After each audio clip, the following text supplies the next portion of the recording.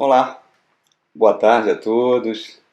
Estamos aqui trazendo a nossa meditação do meio da semana e eu gostaria de, antes de começar a ler o texto sagrado e meditarmos nele, eu gostaria de fazer uma pergunta para você. Não sei se você já, de repente, você já pensou sobre isso, já tem essa resposta na ponta da língua, mas olha só, Jesus, quando está se despedindo dos seus discípulos, lá no capítulo 17 do Evangelho de São João, ele faz a oração sacerdotal, né, do Cristo, e ele fala uma coisa muito interessante. Ele pede para Deus Pai, ele fala, Pai, olhando para os discípulos, e fala assim, eles não são do mundo como também não sou.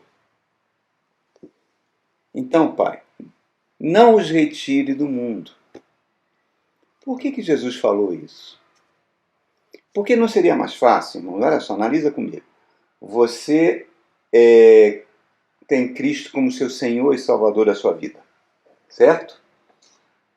Entregou a vida a Jesus. A salvação veio até você, né? Você terá uma vida eterna na presença de Deus, uma vida maravilhosa.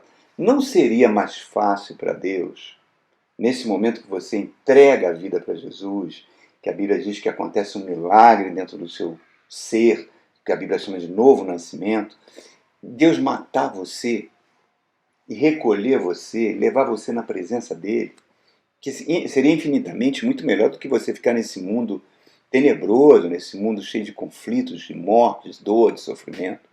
Então por que isso não acontece? Por que a gente permanece aqui nesse mundo?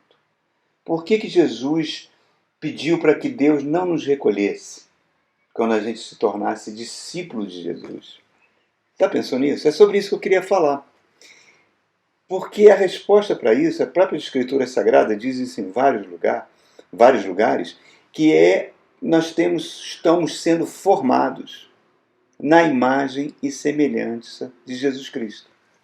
Quando Jesus sobe aos céus, no dia de Pentecostes, né, mais ou menos 50 dias depois da ascensão do Cristo, o Espírito Santo de Deus, a promessa que está em toda a Bíblia, ele desce à terra num acontecimento fantástico, lá em Jerusalém, e passa a residir no interior do coração de cada discípulo. O Espírito Santo passou a residir no meu coração, o Espírito Santo passou a residir no seu coração. Então, observe, por quê? Com que objetivo? Transformar a gente no tipo de gente que Deus gostaria que nós sejamos. Qual é? A imagem e semelhança do seu Filho. Então essa é a razão de você estar aqui, irmãos. Ser transformado pelo Espírito Santo. Outras palavras, essa transformação envolve que cada vez mais o nosso caráter seja um caráter cada vez mais parecido com o caráter de Cristo.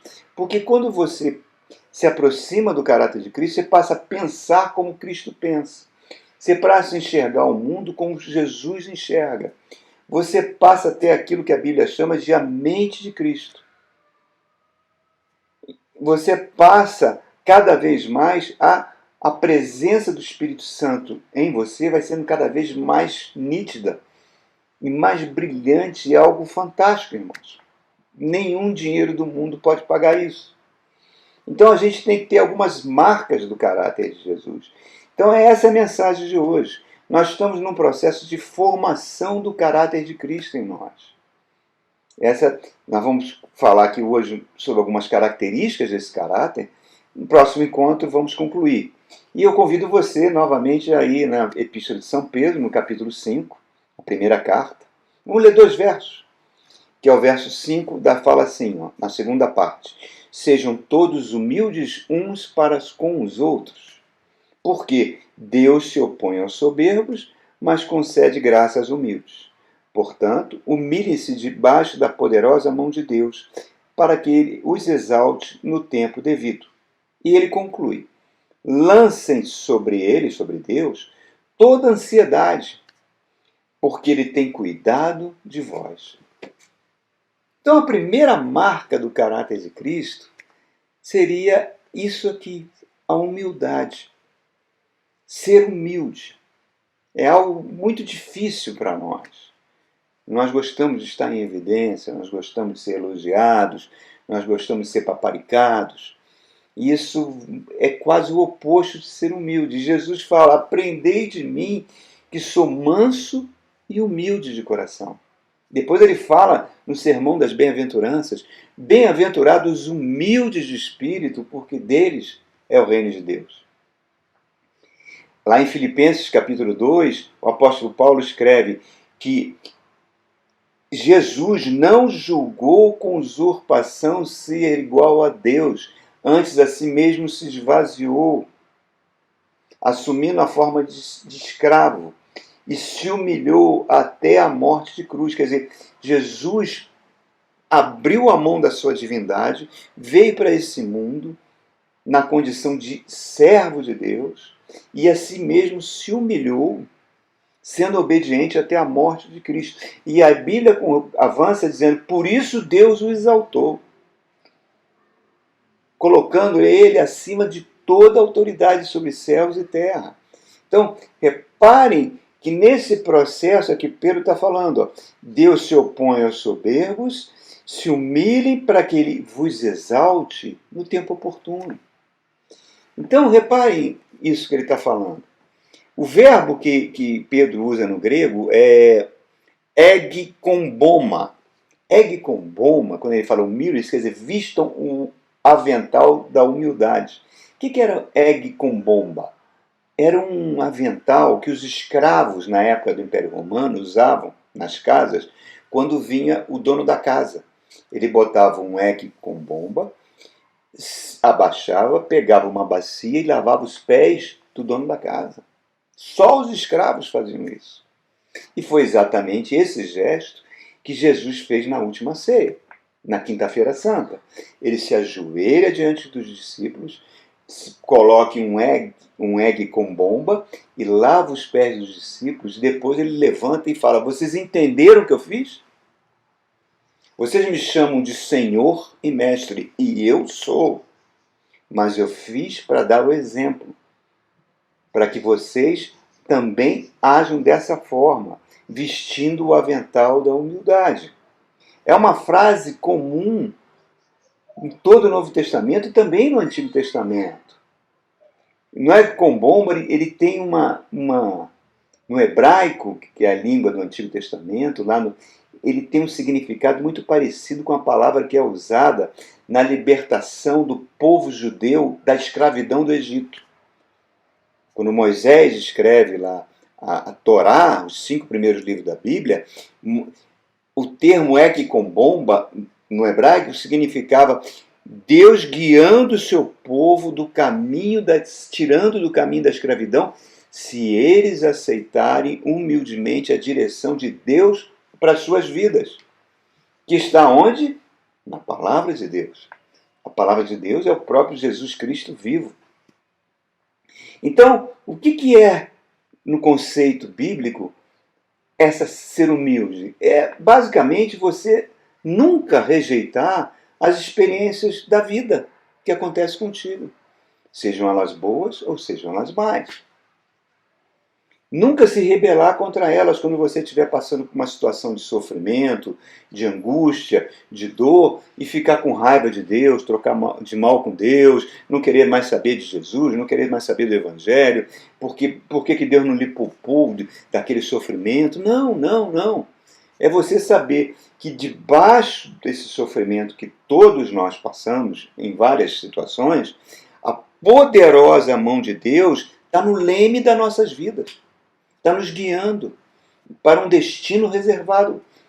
E que aquilo que está em Romanos capítulo 8, todas as coisas vão colaborar para o seu bem. Então, quando você aceita isso, é a mesma coisa que ele está falando. Você se humilha debaixo da mão poderosa de Deus, não se rebela. E no tempo oportuno, Deus vai te exaltar. Deus vai te dar uma vitória sobre aquela situação. Porque você vai cada dia mais se aproximar do caráter de Cristo. Então, a humildade é isso. A segunda marca do caráter do cristão é a serenidade, que é o oposto da ansiedade.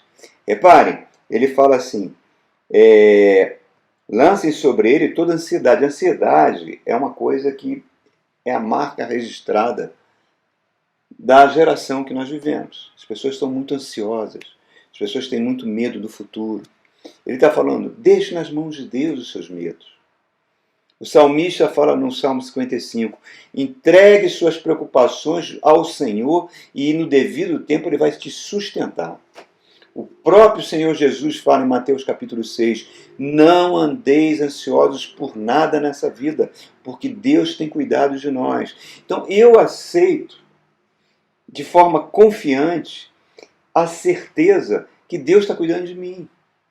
Então, se acontecer algo ruim comigo, se eu tive uma notícia ruim, eu vou me lembrar, é importante que a gente lembre da palavra. Aquilo que está em Romanos capítulo 8, aquele, falando sobre Deus, que deu o seu próprio Filho unigênito por nós, também não vai nos dar com ele todas as coisas. Então, querido, a vida pode ser ruim. A vida que você está vivendo não pode não ser um momento bom. Mas a vida existe não para nos destruir. Deus permite que a gente viva nesse mundo cheio de conflitos para formar o caráter de Cristo em nós. Então, quando nós temos essas certezas que tudo está cooperando para o meu bem, independente que seja, eu começo a sentir uma paz que é a paz de Cristo, aquilo que Jesus fala. Eu vos deixo a minha paz, que excede todo entendimento. Não é a paz que o mundo dá, é a minha paz. Então você tende a ser sereno e deixar a ansiedade de lado. Certa feita eu estava num determinado local e estava prestando atenção na conversa. Era obrigado a ficar ali sentado na conversa de uma senhora que frequentava uma igreja há muitos anos, e ela falando com a sua manicure, que estava cuidando ali das suas unhas, ela falando que ela ia muito ao psiquiatra, que ela não gostava de ir ao psicólogo, porque o psicólogo gostava de falar, o que ela precisava era dos remédios que tirassem a ansiedade dela. Isso é muito triste, irmãos, porque está vindo da boca de um cristão que desconhece essas verdades que eu estou colocando para vocês. A serenidade é fruto da paz. Então nós precisamos, cada vez mais, fazer que isso seja uma realidade, tendo fé na palavra de Deus, sabendo que Deus vai cuidar de nós. Olha só, irmãos, uma coisa muito interessante. Observe o seguinte, vamos fazer de conta. Faz de conta que você está vivendo 10 anos antes de Jesus nascer, certo? 10 anos, Jesus ainda não veio ao mundo, está chegando perto do dia. Roma domina o mundo conhecido, né? Principalmente ali no Ocidente e no Médio Oriente, no Oriente Próximo. Roma está dominando sobre tudo. Digamos que você está em pleno Império Romano, 10 anos antes de Jesus. Digamos que você está na sua casa deitado e aparece um anjo para você. E você começa a conversar com esse anjo. E fala, anjo, me diga, me defina o que é a raça humana hoje. 10 anos antes de Jesus nascer. Sabe o que o anjo ia falar para você? Olha, vocês estão numa situação muito difícil. Vocês estão em trevas. Vocês estão dentro do império das trevas. Vocês estão debaixo da escravidão do diabo que domina sobre todo mundo. Vocês estão mortos, aquilo que está em Efésios capítulo 2, dizendo que nós estávamos mortos em nossos delitos e pecados. Vocês não têm importância nenhuma no universo. O fim de vocês é triste. Vocês, quando morrerem, vai ser o fim de tudo. Não tem mais vida, não tem vida eterna, não tem mais nada. Já pensou, irmãos? Que cenário horroroso. Mas a Bíblia diz que Deus amou o mundo de tal maneira, era tão apaixonado, que deu o seu Filho unigênito, para que todo aquele que crê não pereça. Não pereça, não é fisicamente não, eternamente, não deixe de existir. Mas tenha a vida eterna. Então digamos agora que você está no ano 50. Jesus já morreu, Jesus já ressuscitou, já subiu aos céus, A igreja começa a se espalhar pelo mundo, o Espírito Santo já veio, já habita no coração de cada cristão, transformando os cristãos. Aí você encontra esse mesmo anjo e faz a mesma pergunta para ele. Anjo, diga para mim, como está o ser humano hoje? Ele fala, olha só, naquela última vez eu estava falando do estado que vocês estavam. Lembre-se, deixa eu só recordar um pouquinho, o anjo falando. Vocês foram criados à imagem de Deus, Adão e Eva, à imagem de Deus. Vocês eram imortais, vocês dominavam sobre todo o planeta. Vocês tinham uma inteligência fantástica. Vocês podiam dominar sobre toda a criação. Vocês tinham comunicação com Deus 24 horas. O próprio Deus descia para conversar com vocês. Vocês eram semelhantes a Jesus quando saiu do túmulo com aquele corpo de glória. O corpo de glória de Jesus era Adão antes de vocês pecarem. Era a imagem de Deus. Lembra que Jesus atravessava paredes? Jesus estava na Galiléia, de repente aparecia em Jerusalém. Tempo e espaço não eram limitações para Jesus ressurreto. Então, Jesus, que é chamado nesse caso como segundo Adão, porque recebeu a glória que era dele, né? O anjo vai falar assim, vocês quando pecaram, aconteceu aquilo tudo de ruim que eu narrei da última vez. Vocês sofreram aquilo que a teologia fala, uma transformação ontológica. Se tornaram um novo ser. Não tem nada a ver mais com Jesus, com o corpo de glória. Adão perdeu a imagem de Deus. É como se você comparasse um homem perfeito com uma barata. Foi isso que o ser humano se tornou. A humanidade, ela foi completamente deformada, degradada, e estava acontecendo tudo aquilo, debaixo do império das trevas, raça caída, mortos nos seus delitos e pecados, tudo isso aconteceu. Aí o anjo continua falando. Quando Jesus ressurreta, morre na cruz, ressuscita ao terceiro dia, sobe aos céus, envia o Espírito Santo passa a morar em vocês, algo aconteceu. Vocês sofreram a segunda transformação ontológica. O Espírito Santo passou a morar em vocês.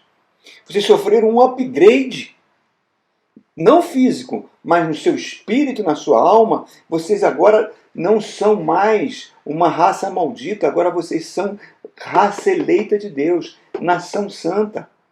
Vocês são luz do mundo, vocês são sal da terra.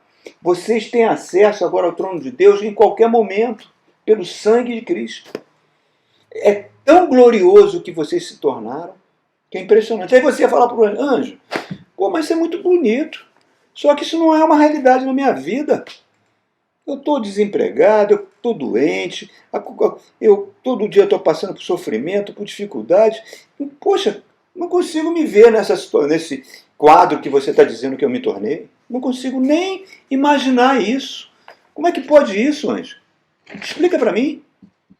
Aí o anjo ia falar para você, olha, sabe por que você não vive essa realidade? Porque todo dia que você acorda de manhã, você começa a pensar nos seus problemas, nas suas dificuldades. E você permite que esses problemas, essas dificuldades te desanimem. Permite que as circunstâncias da vida invalidem a verdade de quem vocês são.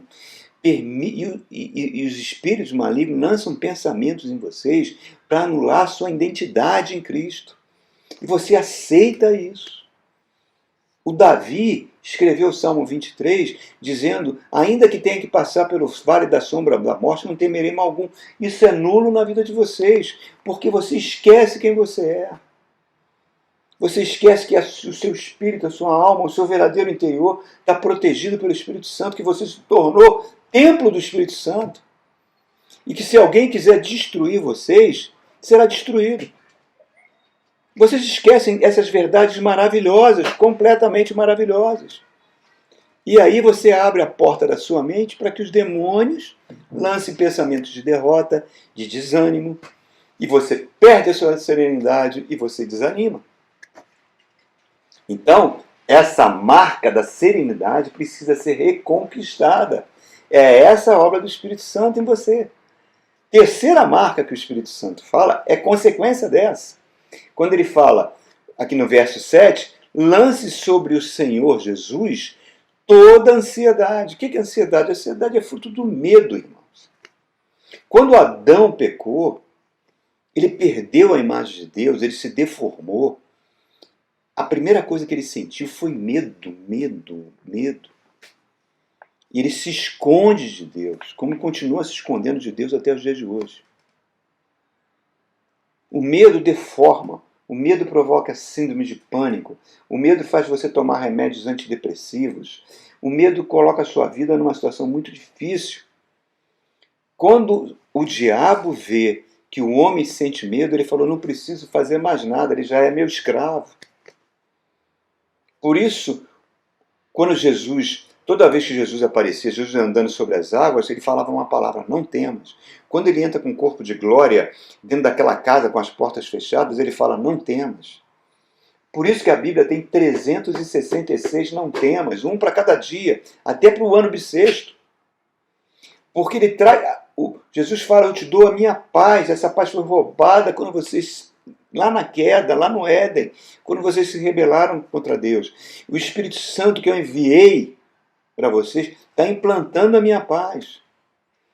Quando o ser humano perde a paz, ele torna vítima da sua mente, das suas emoções, das suas cobiças, dos seus desejos. E vai criando problemas em cima de problemas. Jesus, quando vem na nossa vida, ele não arranca os problemas, mas ele te dá a paz para que você atravesse os problemas que a vida está trazendo. Ah, pastor, eu tenho meus filhos nas drogas. Ah, eu estou passando por uma doença que eu soube agora que o médico disse que eu tenho. Eu estou desempregado. Eu perdi pessoas queridas da minha família. Tudo isso provoca medo. Eu sei, são situações extremamente difíceis e dolorosas. Mas o medo é um poder que o diabo tem para te escravizar. E a paz é um antídoto que Deus está te dando. Por isso que nosso caráter precisa ser transformado para que a gente sintonize essas verdades. Porque a palavra de Deus fala em Romanos que o Deus de paz vai esmagar a cabeça de Satanás sobre os nossos pés. Isso é uma realidade. Vai acontecer. Reparem, tenta imaginar o apóstolo Paulo e o apóstolo Silas fazendo a segunda viagem missionária. Eles estavam cumprindo a obra de Deus, eles se dirigem para a cidade de Filipos, eles entram pela primeira vez na Europa, na Grécia Antiga, né? Levando o Evangelho. O primeiro lugar que o Evangelho entra na Europa é na cidade de Filipos. E ali começa uma igreja nova, uma igreja que Paulo vai amar para o resto da sua vida. E Paulo pregando o Evangelho, as autoridades da cidade de Filipos mandam prender ele e Silas, arrancarem a roupa deles em público, a chicotearem eles barbaramente e colocarem eles num calabouço fétido, horrível, acorrentados pelas mãos e pelos pés a um tronco. Que situação, irmãos! Horrível, horrível, horrível. Uma injustiça terrível, barbaramente escoteados, no fundo de um calabouço, dentro de uma prisão romana que era fétida, terrível. Se o apóstolo Paulo fosse igual a muitos cristãos de hoje em dia, falaria, poxa, Senhor, eu estava fazendo a tua obra, eu estava pregando o Evangelho, por que o Senhor permitiu que eu passasse por isso? Por que o Senhor me abandonou? Por que o Senhor fez isso comigo?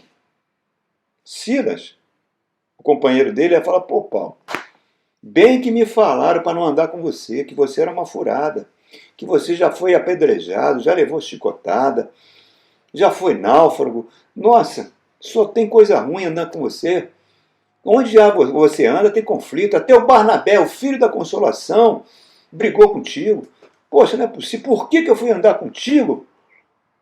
Igual a muitos crentes, quando passam para primeiras dificuldades, quando cai sobre a cabeça dele, ele começa, não quero mais saber dessa igreja, não quero mais saber desse pastor, quero andar sozinho, não preciso mais de Jesus. Não é assim, irmãos? Mas foi assim que a Bíblia diz que Paulo e Silas reagiram? Não. Eles estavam ali naquela situação, queridos. Uma situação horrível, acorrentados, sangrando. E eles viram para aquele carcereiro e falaram, olha, nós vamos começar agora um culto. O carcereiro está maluco, rapaz. Esse Deus que vocês serviram permitiu vocês passarem por isso tudo. Se você quiser participar, nós vamos começar um culto. E diz que os dois, à meia-noite, sangrando, chicoteados, amarrados, começaram a louvar a Deus. Jesus, em tua presença, reunimos-nos aqui. Começaram a cantar louvores a Deus. Você consegue imaginar você passando uma situação dessa, cantar louvores a Deus? Você consegue imaginar você com câncer cantando louvor a Deus?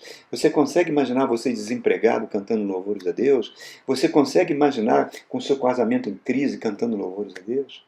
Então foi isso que eles fizeram. E disse que veio um terremoto naquela prisão que arrebentou todas as celas, os prisioneiros saíram e o carcereiro, quando viu isso, puxou a espada para cometer suicídio. E Paulo falou, não faça isso, guarde a sua espada. E o carcereiro, tremendo, se ajoelha diante de Paulo e fala para ele, o que eu preciso fazer para ser salvo? E Paulo fala uma frase linda. Creia no Senhor Jesus e será salvo você e toda a sua casa. Caráter de Cristo, lançar para o Senhor toda a nossa ansiedade.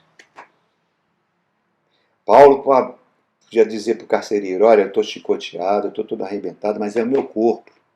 O homem exterior que você está vendo aqui pode até se decompor, mas o meu homem interior se renova a cada dia. Ele escreve isso na carta aos Coríntios. O nosso espírito cada vez se renova, cada vez mais nós vamos parecendo com Jesus. Por quê? Porque eu sofri um upgrade. O Espírito Santo habitando em mim.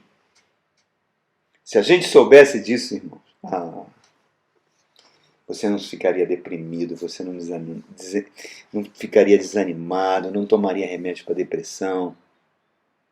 E eu tenho, concluindo essa mensagem, eu tenho ainda uma coisa muito legal para te dizer. Entendeu? Nós sofremos a primeira transformação ontológica quando nós perdemos a imagem de Deus, nos deformamos. Depois nós sofremos a segunda transformação, quando entregamos a vida a Jesus. O Espírito Santo passou a habitar em nós e está formando o nosso caráter, transformando o nosso interior. Mas a terceira transformação ainda virá, quando Jesus Cristo voltar. E a Bíblia diz que nós seremos como Ele é. A quarta transformação, essa não dá nem para imaginar.